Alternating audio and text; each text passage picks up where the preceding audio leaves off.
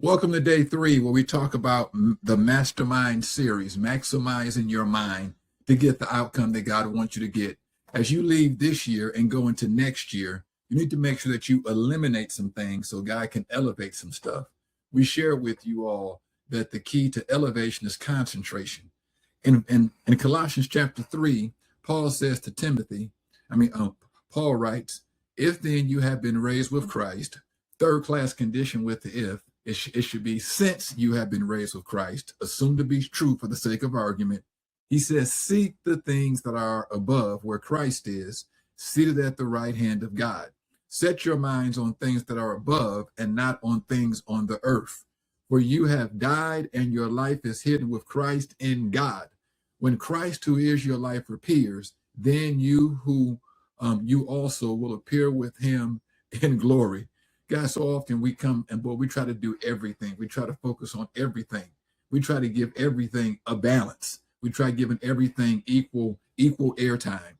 But he says here to set your affections on things above. In other words, guys, we ought to set our things on heavenly things.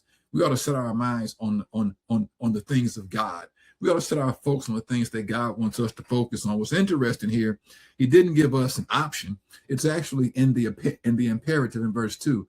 He says, set your mind, seek, pursue, go after, focus on. In other words, guys, we got to stop going after everything and going after God. That's where elimination comes into play. What you eliminate will help you elevate. They say the person who chases both rabbits end up losing them both. Guys, we got to focus on Christ and Christ alone. There's so many things vying for our attention, our jobs, our kids, our health, our pleasures, our recreation, our businesses, our entrepreneurial pursuits, our health. There's so many things vying for our attention. He says, set your affections on things above. So I want to encourage you guys to take that next step and set your mind on things above. Here's reflection. Advancement requires subtraction. Letting go creates capacity for God's greater work. Let me share a brief story with you. Last year this time, I had just completed my PhD, Doctor of Philosophy, smile at me. And to get that done, to get it completed, I had to have an extreme focus. So what I did was I took 6 weeks to write my dissertation. And people don't recognize how much I really focused on that.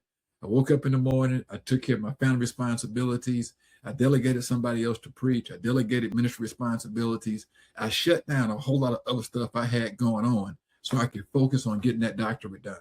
So much so on the back end of that, where I was starting to pack things back into my schedule, I didn't recognize how many things I had cut loose, but I did recognize how much I accomplished when I cut the other frivolous things away and cut those things out. I want to encourage you today to cut things out so you can go up. Here's the action step.